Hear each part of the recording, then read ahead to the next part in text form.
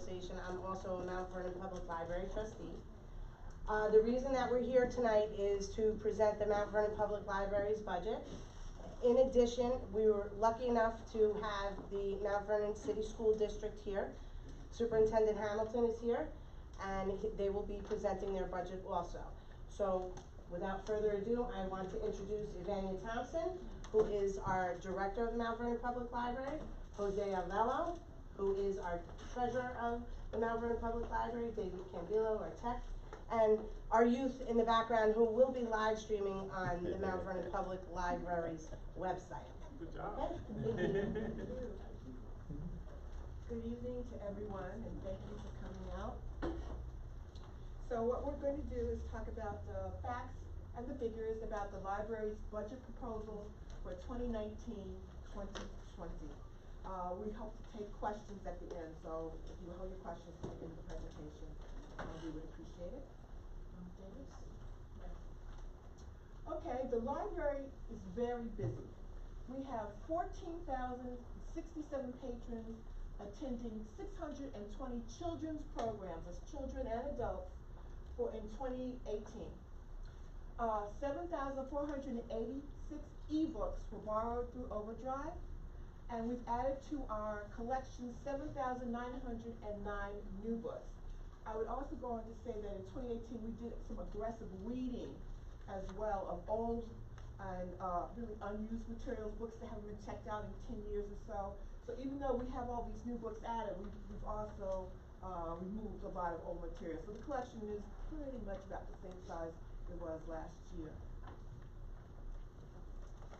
Our library card holders have increased substantially.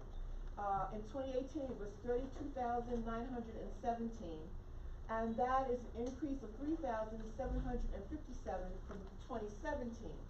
And the reason for that increase is last summer, this was an initiative of our board president. We really went to the school when the students registered for school.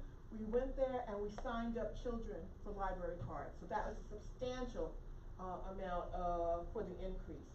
And so we have more children coming into the library, more children have library cards than ever before. So this is just little highlights on some of our programming.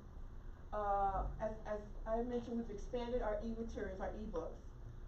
We've developed increased access to information resources, including novelists for avid readers, and Canopy streaming service for online movies and documentaries.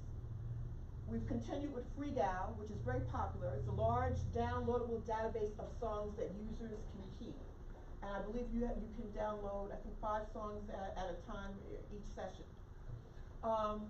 We continue with the RB recorded books, which are digital audiobooks and RB digital magazine value collection. And our Let's Build Robots initiative that we raised the money for in 2017, we executed that in 2018. It was an innovative STEM team program. We had 11 classes held with 130 tweens served. We had a basic, intermediate, and advanced classes. All the children got to keep the robots, and actually their teacher was our tech here, David Cambillo. And we got a lot of good feedback. We still have a little money left from that little over 6,000 that we raised. We have about 1,000 left. So we're thinking about doing one more class this year in 2019. We've had noted author visits, discussions, and book signings. We have the very popular WARP tax preparation services. Health navigators, where people can come in, speak to a navigator, and get help in trying to figure out what to do with their health care plan, with Medicare, just how to structure their health care plan so that it fits them. And we've added, this is very new and very popular, Creative Bug, which is a tutorial system for arts and crafts, something like lynda.com, but for arts and crafts, and that is new and is proved to be quite popular. Other highlights, through community support, we remain the Central Library of Westchester County. That was a fight that we had in 2017. We won that fight at the end of 2017, but then the monies were taken away from us, even though we kept the status. And we fought to get that money back, and we have received a funding to replace that book fund from the Westchester County legislators for $50,000, which is more than what they took away from us, which was $30,000. So we're purchasing the required books that the state wants us to have when you're in the central library, which is adult nonfiction, which is research and reference materials, so that anyone who doesn't have access to a computer or to books can come in and do serious research. We've also increased purchase of new books for children, teens, and adults. We have a professional chess training for children, which has become very popular, and weekly blockbuster movie viewings for everyone, including the senior citizens. And then we also have Read Down Your Fines, which is both for children and for adults who cannot afford to pay fines that they have made racked up on their materials. Come and you read, you document the reading, the fines go down. So it encourages reading literacy.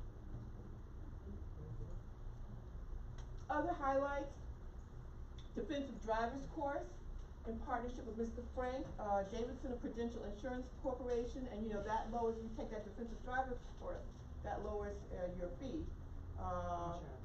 Excuse me, your insurance. Your assistance program in partnership with the Mount Vernon Post Office.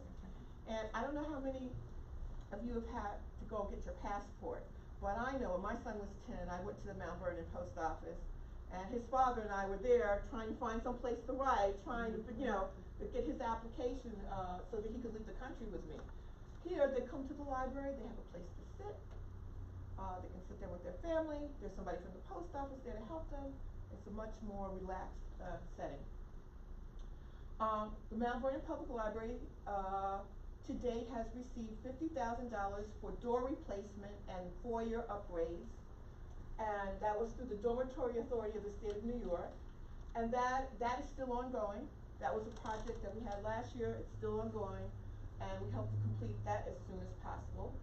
This year, we received, end of 2018, we received the New York State Construction Grant that, in addition to a number of items, including the furnace, to help to upgrade the furnace, included $42,000 to allow us to purchase a media lending kiosk available 24 hours a day to library patrons. Now, we have just ordered that. We hope it's custom made by a veteran organization, I believe in Illinois. It's custom made for us. We hope to be getting that into the library maybe mid-July, beginning July, mid-July. But first, we intend, because it's one of the first of this type, to show it at the American Library Association, to show that Mount Vernon is doing things. We're on the cutting edge. And the media would be, of course, for audiobooks, CDs, DVDs, because for adults, not for children, for adults, that is a substantial part of the materials that circulate in our library. And it'll be outside the library. Yeah, they can you can access it so with the library card and get the materials out. Okay, so let us move on to the proposed budget 2019-2020. As you see, the most furthest column is the current budget, and then the proposed budget for 2019-2020. We start with expenses, our salaries, professional, non-professional, administrative maintenance, and we are looking at a slight decrease in the proposed budget as opposed to the current budget. And that slight decrease has to do with, there's a few positions that we have not filled as yet. For example, the assistant director position hasn't been filled as yet, but we anticipate that will happen in the next year. Benefits, state retirement benefits, Social Security, workers' compensation, unemployment insurance, MT, tax, hospital, and dental insurance. And in the proposed budget, you see that it's gone down slightly, for example, for state retirement and for hospital and dental, but, we're expecting Social Security to go up a little bit and.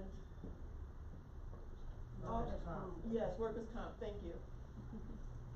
So, you know, these are part of doing business, that every business has to handle.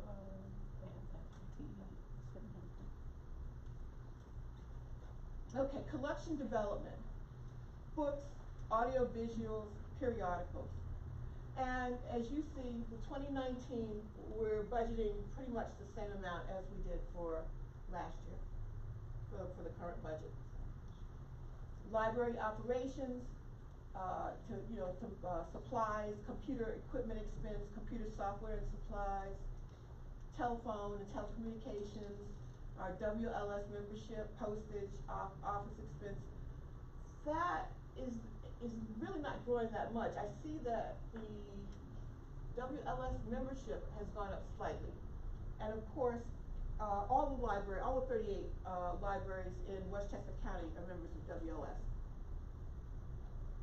And what WLS does is, they are the sort of the system that supports all the 38 member libraries, and they run certain things like the websites for all the various 38 member libraries, the software, we just changed from Cersei to Evergreen with the checkout software, so that all 38 member libraries talk to each other. Library operations continued, professional meetings remains the same, professional training and development going down a little bit, conferences down a little bit, publicity and printing is up, which reflects, cost of living increases and so forth. Election expense is up a little bit, furniture, just a little. Equipment maintenance is going down a little bit, and then that's because we've been doing a lot of work trying to upgrade everything, and that's beginning to pay off. Miscellaneous expenses, up just a little. Memberships, the same. Professional fees, actually down a little. So that's for total library operations, and then library programs, 50,000, which is about right, because, for example, we have performers who come in, and their cost goes up and so forth. And then new and cutting edge technology, it was 75,000 in the current budget, 50,000 in proposed. We've been getting a number of grants, and we're fundraising, so we're trying to cut how much we have to get from the taxpayers in that regard. Okay, so that brings us to building operations. Electricity, going down a little. Fuel, which always goes up no matter what happens. Custodial supplies, just up slightly. Building repairs remains the same. Security guard services, up slightly. And I think that reflects the law, the minimum wage law that is in place. Service contracts, up a little. And then miscellaneous is down a little.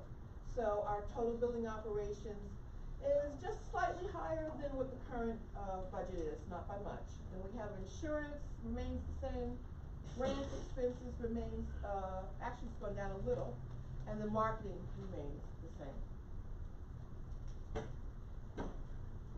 Okay, so the library does get a little passive income, which is fines, Reader Digest, endowment, etc. And you can see the numbers. We expect a little increase in that.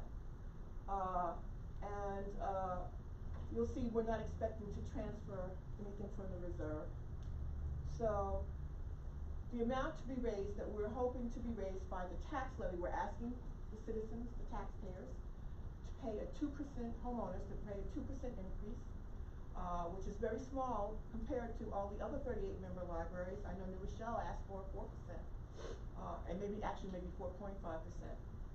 if I'm remembering it correctly. So we're asking for 2% and so that will raise $93,708 more than what we had in the current budget.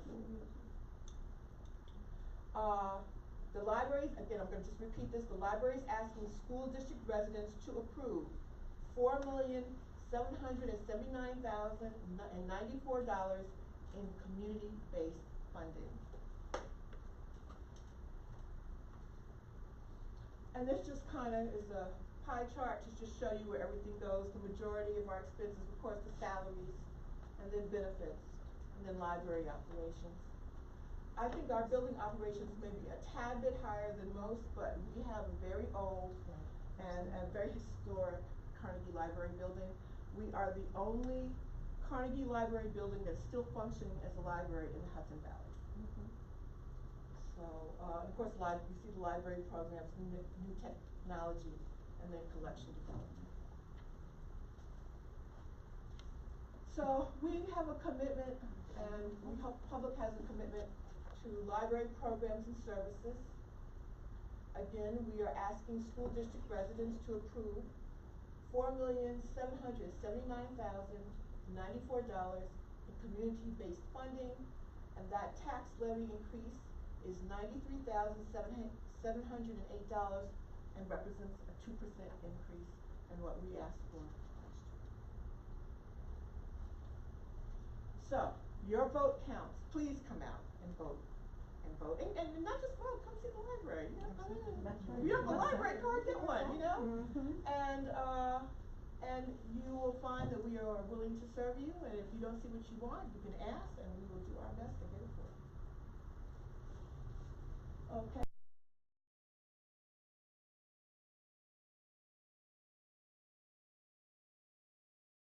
In the Gray Screen Baker Community Room. And we have absentee ballots available at the periodicals desk, and the proposition will pass with a simple majority of those who vote. And if you have further questions, you can call me. It's my phone number there. And at this point, I will take questions, if any, and Mr. Bello is here to also answer questions. Listen, I have a question. Can you please speak about the capital campaign, the fundraising that you're doing regarding the Teen Tech Lab? Yes.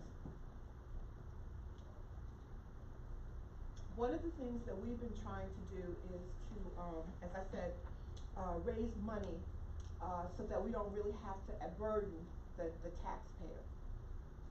We've been working with a steering committee that is comprised of the Westchester County Association, which is interested in expanding broadband throughout all of Westchester. They believe that broadband, and we believe with them, will drive the future in terms of getting jobs, making jobs, and even people applying, putting their applications for jobs. And that includes having access to computers, having access to Wi-Fi.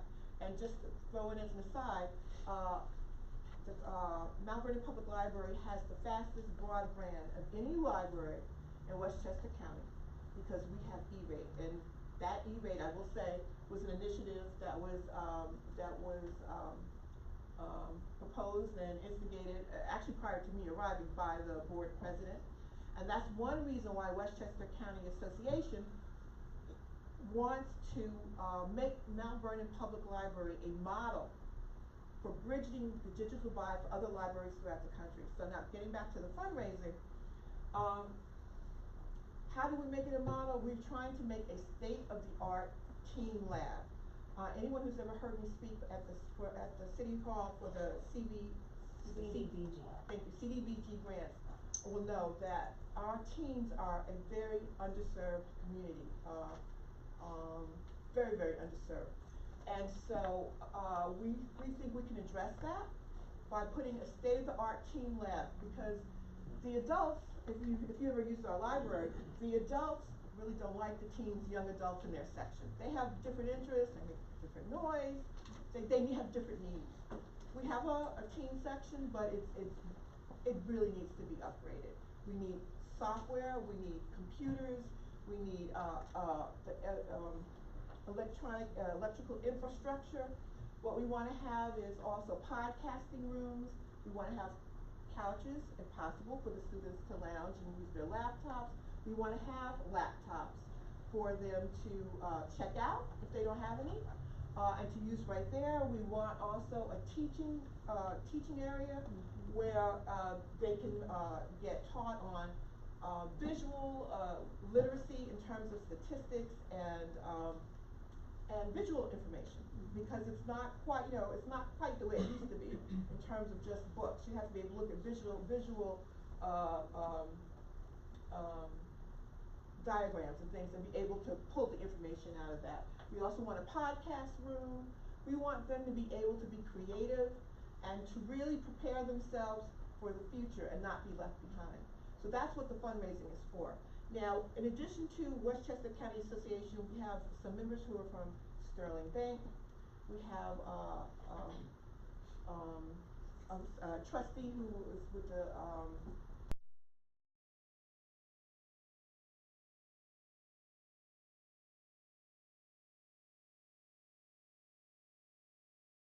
and so now we're at the stage where we're really trying to raise, we did our little soft campaign with the Give Gab, if you follow what was going on with the library. Now we're really doing a hard campaign for small donors.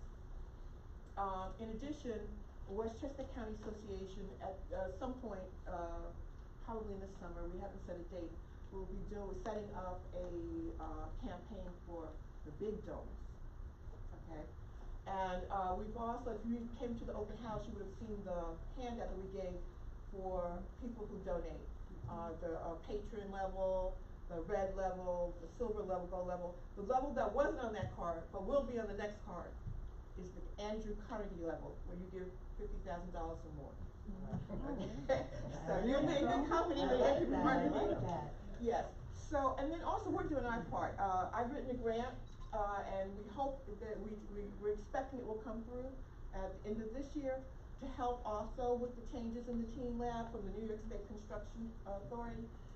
So all this is coming together, and we really wanna have a state-of-the-art, wonderful place for learning and creativity and technology for our teens, and we're trying not to do it on the backs of the taxpayers. I'm sorry, it took a long time to answer your question. No, you did a very good job, thank you. Any other questions? I mean, it's not as much of a question as it is a comment. The library has always been an anchor organization in Mount Vernon. And when I say anchor organization, it's a central organization that serves as an anchor for so many here in the community. It's been a safe haven for our young people. And while people might say, well, why is that? Well, we've lost a lot of our other youth resources, and the library has definitely taken up the slack. So thank you for the emphasis that you've put on, and the board for the emphasis that you've really put on our young people. I'm sitting here with my 7th grade friend, and every day after school we went to the library, and we went into the reserve room, and we had to read books for school and things of that nature, and those things still go on. So we have to make sure that we are supportive of the library and the work that they're doing, because our young people need it, our seniors are using it, people are using it for job search. I don't think people really understand the extent that the library is a hub of activity in any community, and it's an asset that we have to support and invest in. So thank you for that work. And definitely there's the Regional Economic Development Council grant just came out. It's due July 26th, so I would dig into that and see if there's monies that you can be, that can be gotten for the library. And then also New York State has the CCIP, and that's probably where you got some of the DASNY money, which is capital money. So I would definitely look into that again, because each year they're kind of doing that, and so looking at it again to see if we can get some additional funding for capital improvements. As you said, it's an older building, and capital is one of your biggest challenges. Yeah. The regional economic development, is that state or federal? State. State, okay. I have a quick question. What is the current reserve? Right now, we have a current reserve of $349,000. Okay, thank you. Any other questions? Okay, I have a few things that I wanted to add that, sometimes you really can't get out of the budget, okay? And a lot of what we have been doing is trying to maintain the library's building itself. And, what we have been doing, we replaced the elevator that was completely antiquated. And, our board president would be here tonight, but he had a previous engagement. So I'm the vice president of the board, and that's why I'm here presenting tonight with the rest of our staff. So we've been doing a lot of great things. We put some LED lighting on the exterior of the building. Not only is that good for our patrons, it's good for the neighbors around the building there. It used to be a very dark area. Now it's lit up, you know. It looks really good. We're replacing doors in the library that will be like card entry doors, you know, keyless entry. We did the elevator. We had a serious situation with the roof. Everybody talks about the roof of the library. We were very lucky to have somebody on staff who knows the library, the building itself for many years, that we were actually able to replace the roof at no cost to the taxpayers because there was warranty on the roof. We still have some issues with it, but they are coming back, and because there's a warranty, you have to wait for the contractor that GE tells you to use. They've been coming back, and we're repairing that on a regular basis. The Buildings and Grounds Committee meets actually once a week to make sure that, you know, we're addressing all the concerns within the library structure. I can tell you that one of the best things about the Mount Vernon Public Library is that we are also employing our local youth. So during the summer programs, we're employing them through the Youth Bureau, we're employing them directly. You know, if they come and they want to apply for a job, they're more than welcome to. And we're investing in our community, you know, and we can't ask you to invest in us if we don't invest in you. So without further ado, if there's any other questions? Any other questions?